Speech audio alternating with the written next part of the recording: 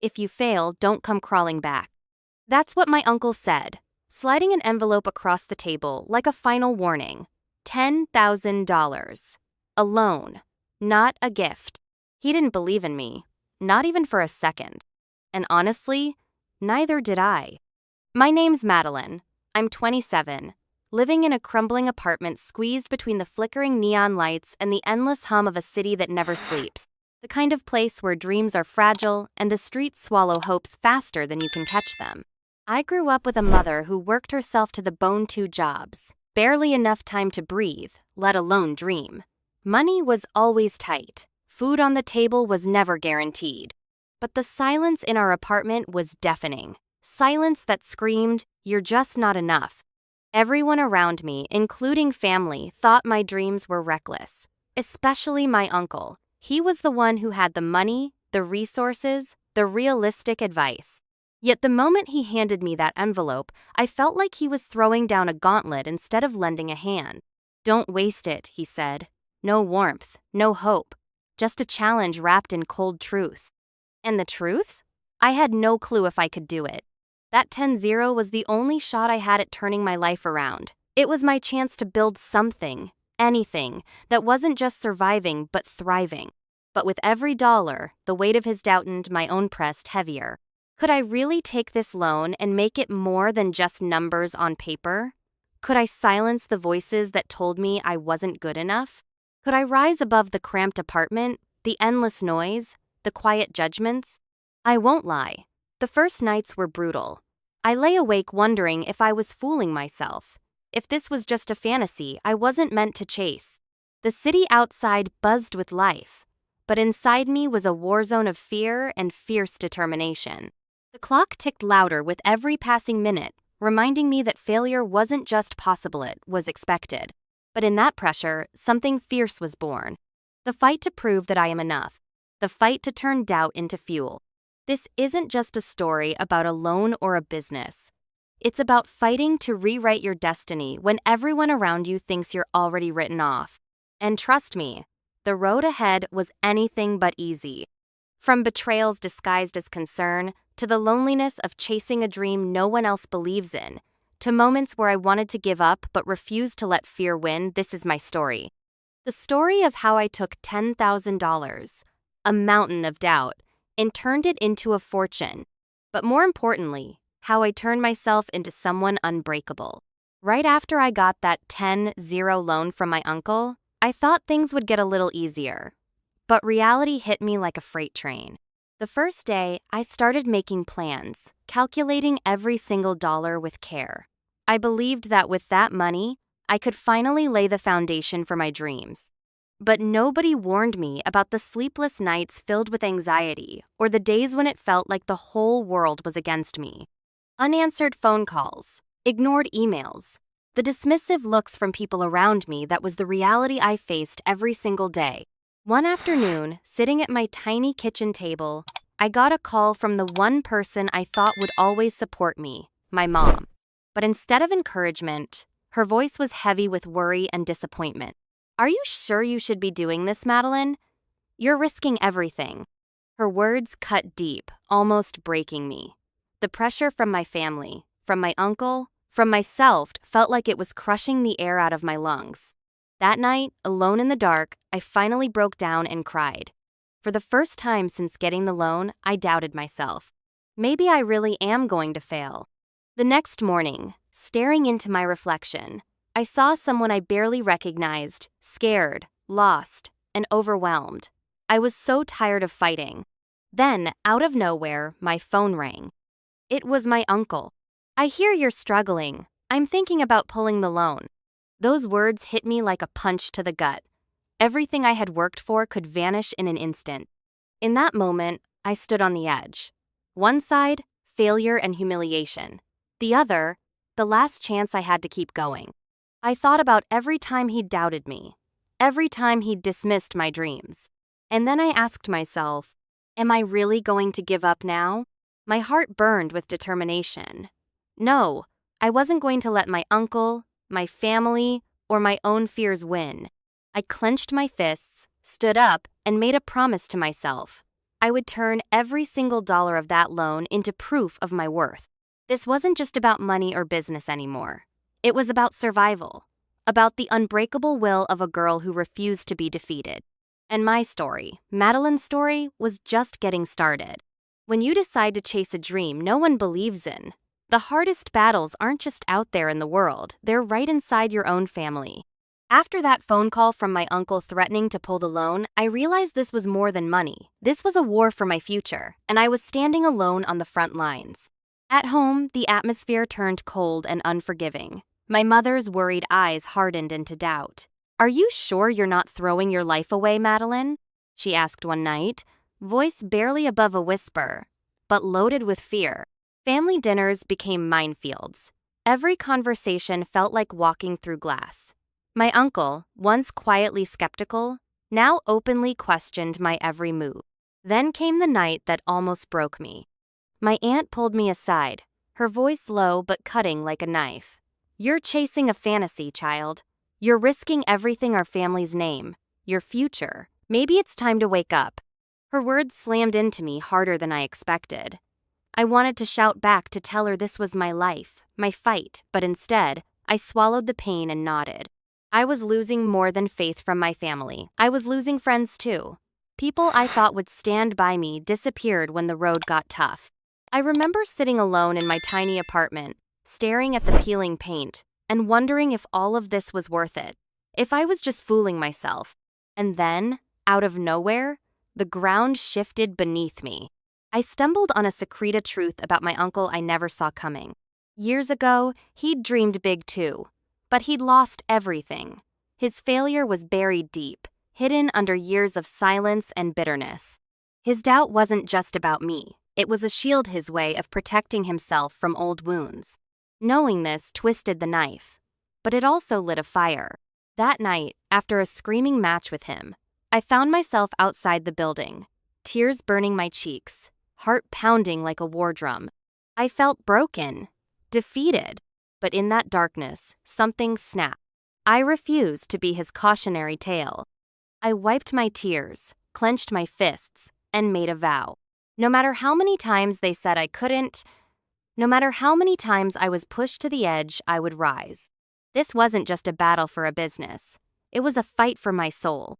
And I was just getting started.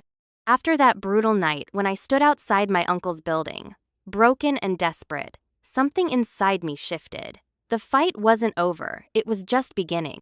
But I quickly learned that determination alone wouldn't be enough to survive what came next. The loneliness grew heavier by the day. Friends who once offered kind words quietly disappeared. Family gatherings became battlefields, and every glance, every whispered comment felt like a jab meant to cut deeper. One evening, as I sat alone in my tiny apartment walls closing in, the city's distant sirens blending with my pounding heart, I got a call that shook me to my core. It was my uncle. His voice was colder than I expected, but beneath it, I sensed a storm brewing. "I've been hearing things, Madeline. People are talking, saying you're losing focus, that this was a mistake." His words hit like a slap, but what came next was worse. "I'm coming over. We need to talk. This can't keep going like this." I hung up trembling, knowing this was more than a conversation. It was a confrontation of final reckoning. When he arrived, the air between us crackled with tension. His eyes, sharp and unforgiving, searched mine as if looking for the cracks I'd been hiding. "You're in over your head," he said bluntly. "You've wasted money, burned bridges, and you're about to lose everything." I fought back tears and fury all at once. "I'm trying. You don't see it, but I'm fighting for every inch." He laughed, a bitter, hollow sound. "Fighting? You're drowning, Madeline, and you're dragging us all down with you." The words cut deeper than any failure ever could.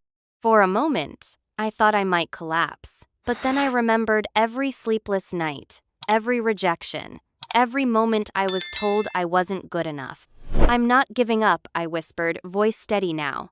"Not now, not ever." He stared, stunned, and then, unexpectedly, his expression softened just for a heartbeat. "I want you to succeed," he said quietly, "but you have to be smart. This can't be blind hope."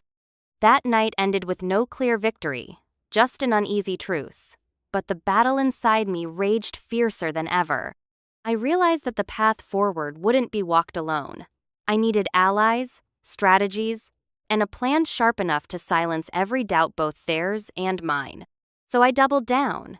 I reached out to mentors, connected with people who'd walked this path before me, and learned to fight smarter, not just harder. But just as I felt the tide beginning to turn, life threw its next curveball. A critical deal I'd been working on, the one that could change everything, collapsed without warning. The client backed out, citing doubts that mirrored every fear I'd fought to overcome. The fallout was immediate. Bills piled up, voices of doubt grew louder, and that lonely, claustrophobic apartment felt smaller than ever. I stood on the edge again this time, not just of failure, but of losing myself. The question wasn't if I could make it anymore. It was how much I was willing to lose to try. And as I looked out at the city skyline, the place that both crushed and inspired me, I made a choice. I would fight no matter the cost. Because some dreams aren't just worth chasing, they're worth risking everything for. And my story? It was far from over. Just when I thought I had hit rock bottom, life decided to throw me a curveball that no one saw coming. It wasn't a competitor or a market crash, it was a secret buried deep within my own family that shattered everything I thought I knew. One evening, a chance conversation with a distant relative opened a door I never wanted to peek through. "I don't know if you ever heard this," they said quietly, glancing around like the walls had ears, "but your uncle wasn't always the man you think he is."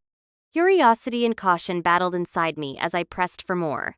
What I uncovered was shocking.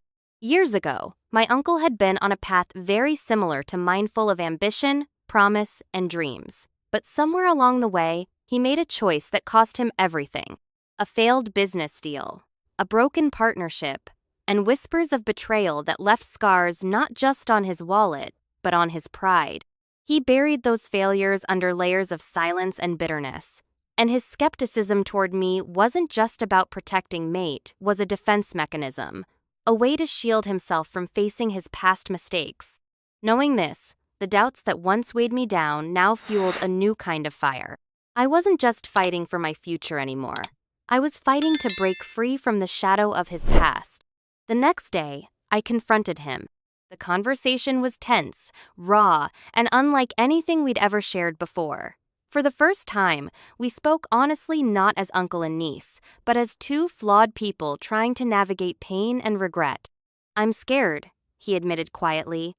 "I don't want to see you fall like I did." And in that moment, the walls between us cracked.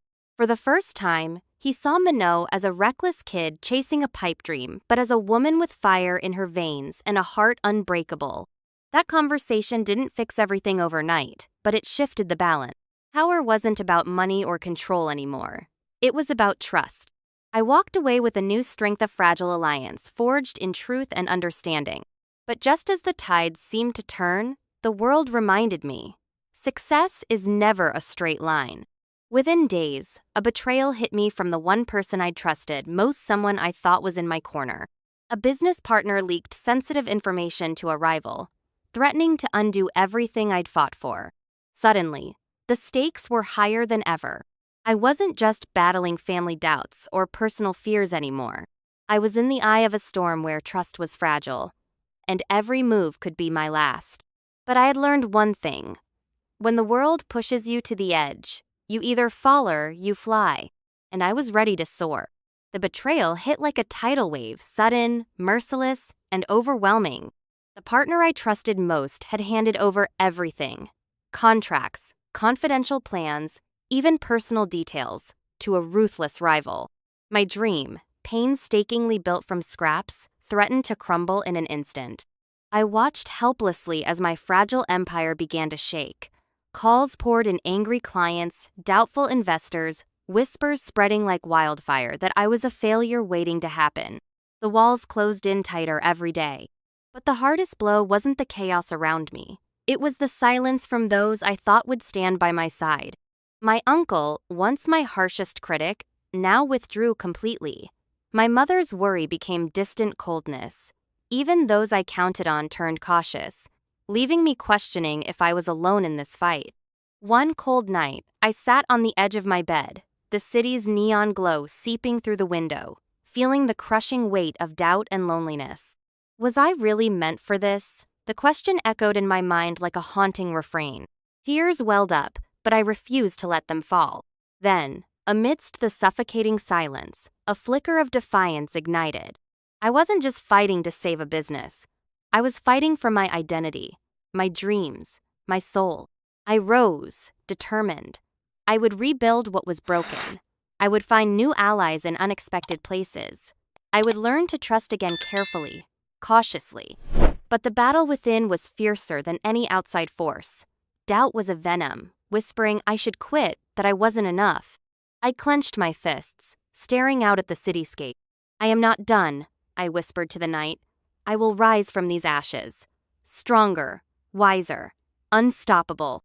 And then, as if the universe heard me, my phone buzzed. A message from an unknown number. I believe in you. Meet me tomorrow. We have much to discuss. My heart thundered. Was this a new ally or another trap? I didn't know. But one thing was certain, this fight was far from over. And this time, I wasn't fighting alone. The message sat on my phone like a spark ready to ignite.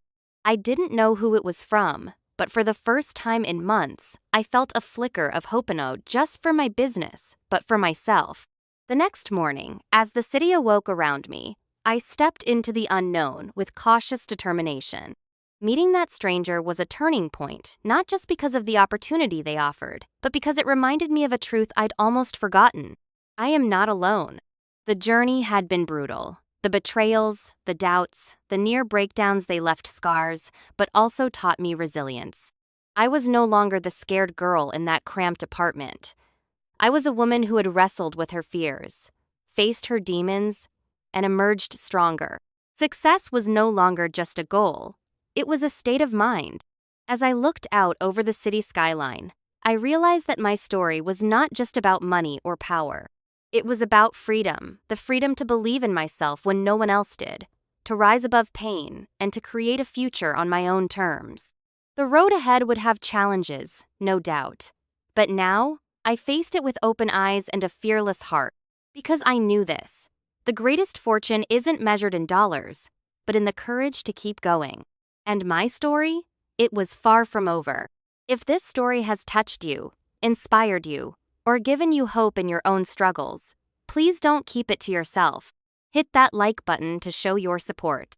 Share this video with someone who needs a reminder that no matter how dark the night, dawn always comes. Subscribe and turn on notifications to join me on this journey, because there are many more stories to tell, battles to fight, and victories to celebrate. And most importantly, I want to hear from you. What's your story? What fight are you facing right now? Drop a comment below and let's lift each other up. Remember, you are not alone. We rise by lifting others. Thank you for being here. Thank you for believing. Let's keep moving forward together.